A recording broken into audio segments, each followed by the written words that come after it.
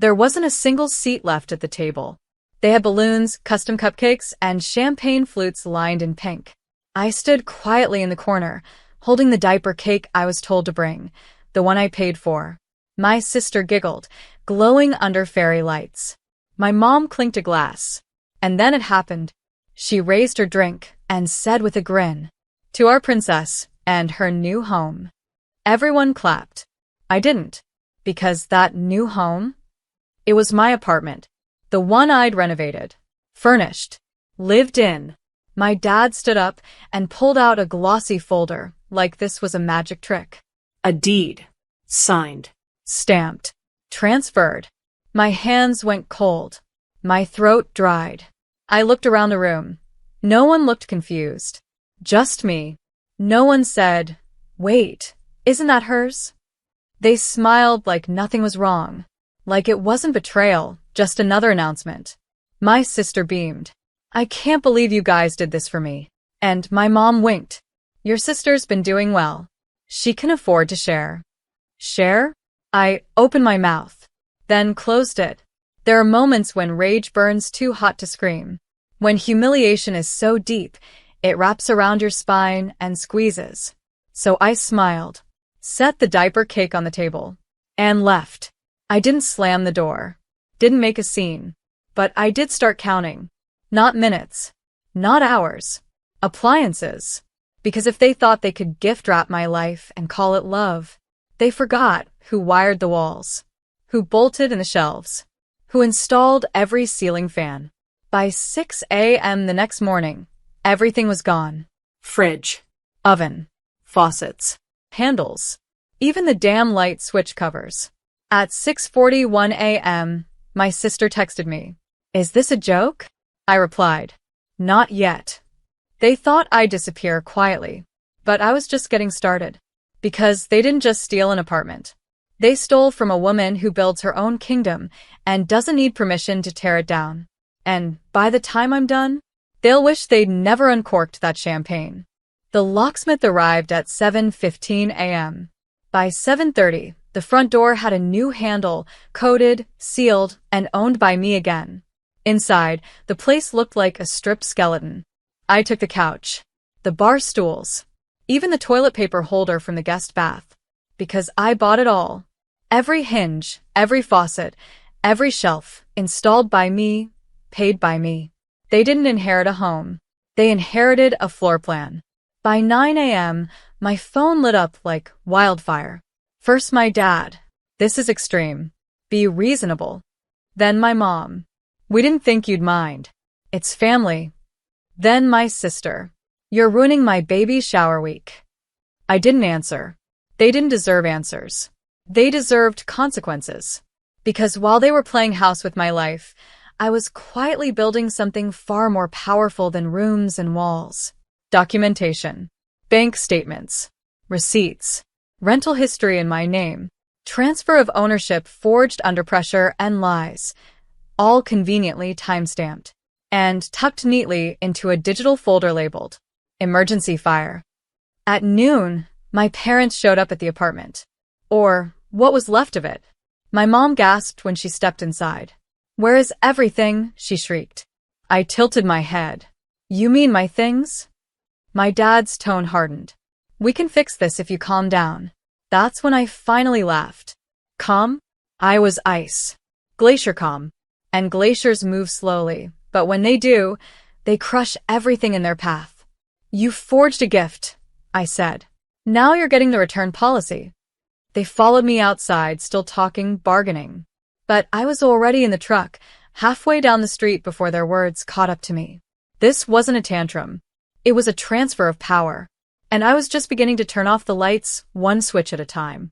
Because the difference between giving something and stealing it is that when you steal from a builder, you forget they know exactly how to dismantle it. By Monday, I was already 3 steps ahead. I filed a formal dispute on the deed transfer. Forged signature. False statements. My lawyer friend, Jordan, took one look and said, "They're not just unethical, they're sloppy." Sloppy enough to put the wrong middle initial on the documents. Sloppy enough to backdate without realizing I had GPS receipts proving I was out of state the entire day they claimed. I signed it. By Tuesday, a temporary injunction froze the deed. The apartment was now officially in limbo, just like their lies. That night, I posted a polite, simple message in the family group chat. If you're living in the apartment after Thursday, you'll be trespassing. My sister replied instantly. You're blowing this out of proportion. I'm pregnant. I stared at her message, emotionless. Funny how suddenly her pregnancy became a shield. It wasn't a concern when she accepted stolen property with fake smiles and fake gratitude. It wasn't a concern when she laughed under those string lights, drinking sparkling cider in my kitchen. At midnight, I sent one more text, this time just to her. You know that security camera you never noticed above the hallway mirror? Typing. Stopped. Typing. Stopped again. Because now she was realizing. The woman they used to call overly serious and too quiet had been documenting everything. Every visit. Every conversation. Even a moment my dad handed over the deed and said, she won't fight back. She owes us. The camera caught it. Clear as glass. And now? So did the court. Wednesday morning, my parents called. Not to apologize. To beg. Please. This will ruin us, my mother whispered. We could lose the church board seat. The neighborhood committee. Ah. So that's what mattered. Not the betrayal. Not the theft. Just the reputation. I hung up. No reply. No mercy. Because I wasn't coming for revenge. I was coming for truth. And when truth walks in wearing silence, it doesn't scream. It just points and watches everything collapse around the guilty. On Thursday morning, movers arrived. Not for me, for them.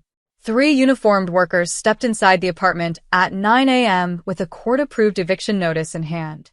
My sister cried. My mom cursed. My dad paced like he still had options. He didn't. Every lie they told was now dust.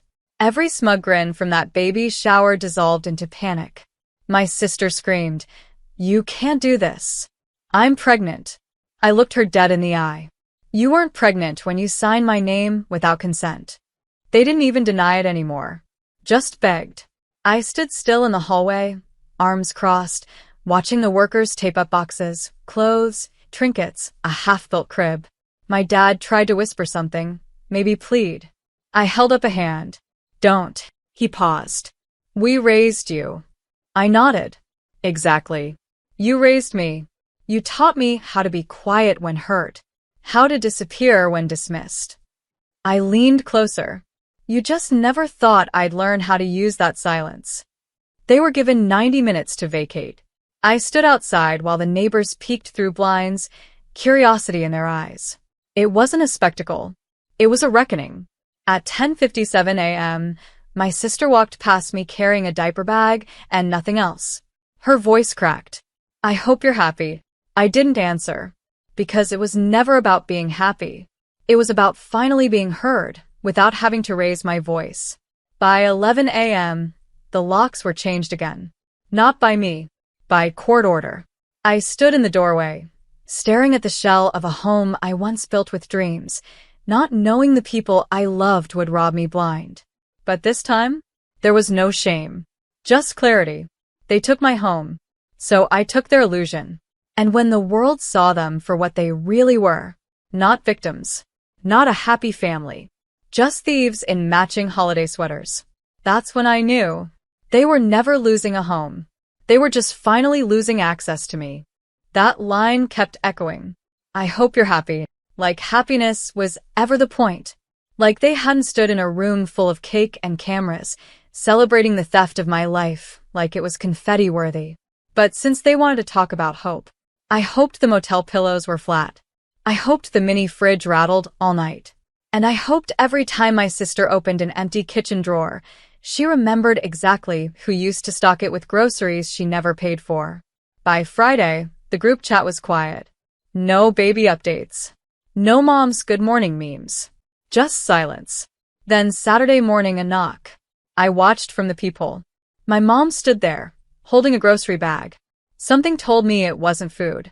I opened the door halfway. She didn't meet my eyes. I just want to talk, she said softly. Not about the apartment. About you. She sat on the edge of the couch, fingers tracing the fabric like it might forgive her. She said she missed me, that things got out of hand, that my sister didn't know better, that it was my father's idea, that she just went along. I'm not asking to move back in, she whispered. I'm asking for a second chance. I sat across from her. You know what second chances require? I said calmly, the first one being respected. She flinched. I stood up. Let me show you something. I walked her to the utility closet and opened the door. Inside, every receipt, every document, every piece of paper tied to the apartment. Organized. Scanned. Sealed. This is how much trust costs, I said. And I paid in full. You tried to bankrupt it. Her eyes welled.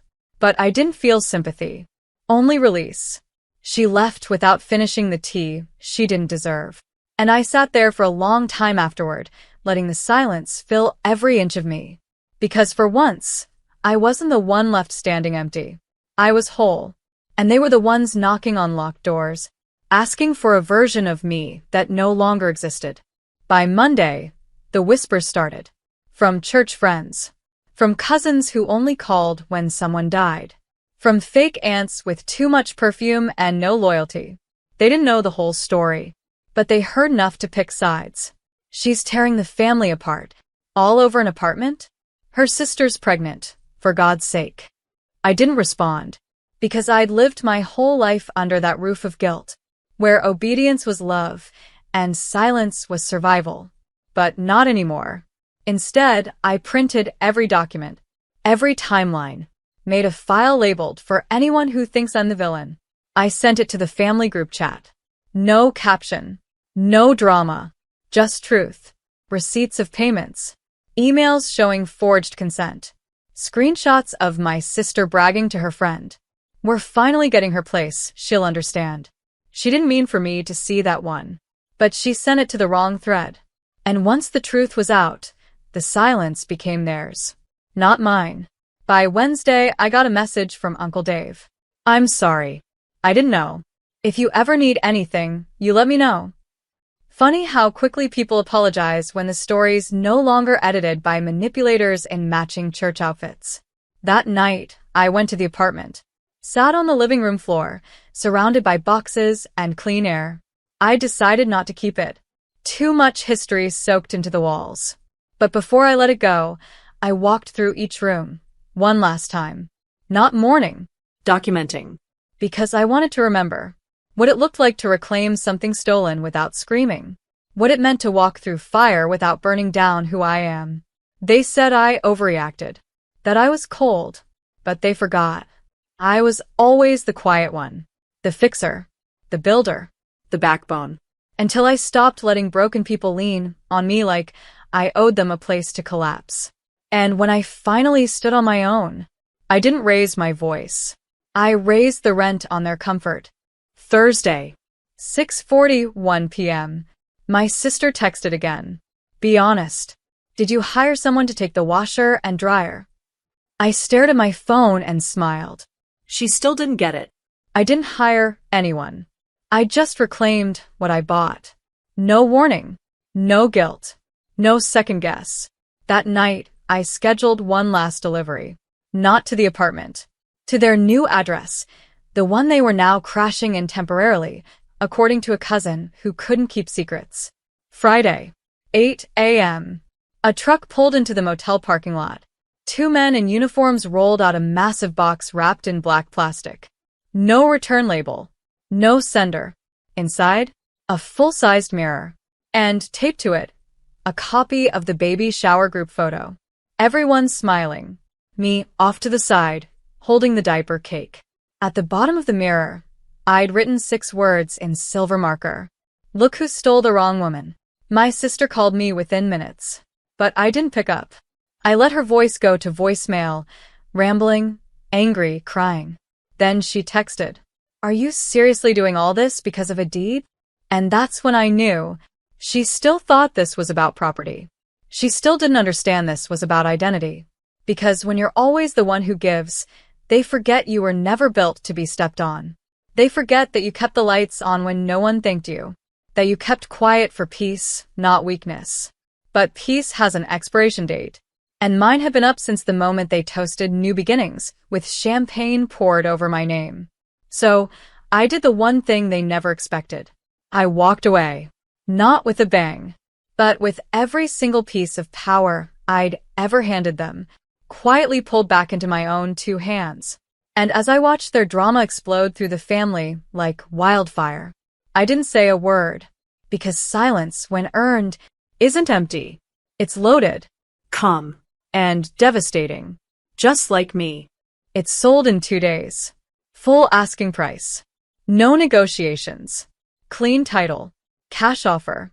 The new owner walked through on a sunny afternoon, smiled at the open space, and said, "Feels like peace." I nodded, because that's what I was selling. Not walls. Not countertops. Peace. I didn't need the apartment anymore. I needed closure. So I let it go. And with the money, I bought something smaller. Simpler. Quiet. No shared walls. No shadows of betrayal in the floorboards. Just sunlight, bookshelves, and locks with only my fingerprints. Weeks passed. I started sleeping again. Real sleep. Not the kind where your mind runs laps trying to rewrite conversations that already broke you. One afternoon, I got an envelope in the mail. No return address. Inside, a crumpled baby shower photo. My sister had circled me in red ink. Below it, 2 words. "You won." I laughed, because she still didn't get it. This wasn't about winning. This was about ending the cycle. For once in my life, I chose me. I chose boundaries that didn't come with guilt trips. I chose dignity over fake forgiveness. And I chose silence, not as a weapon, but as a door they no longer get to walk through. I didn't attend the baby's birth. I sent a single gift, a hardcover children's book. The little engine that said no. Inside I wrote, "May she grow up knowing that saying no isn't cruel. It's power. And no one has the right to take her voice away." No signature. Just a quiet echo of everything I'd fought to reclaim. A week later, I walked past my old building one last time. The curtains were new. The door freshly painted. A stranger's life beginning where mine had ended. And I smiled. Not because it was easy, but because I had finally learned. You don't have to burn bridges to disappear. You can just stop showing up and let the silence remind them you were the architect all along.